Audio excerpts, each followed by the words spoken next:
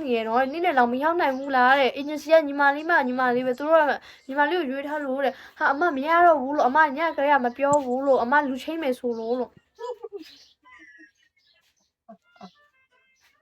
Hello ပြီးမင်္ဂလာပဲရှင် agency လည်းအားနာရယ် company တစ်ဖက် company ဘက်လည်းအားနာရယ် ID hello ID ညောင်းနေရဆိုကိုရိန်ညောင်းနေရဆိုဘယ်နန်းလဲဒီနန်းဖြူကပိလားကပိ thank you Can I be him ကပိကျေးဇူးတင်ပါတယ်ရှင်ကပိ level 23လေးအညောအိုး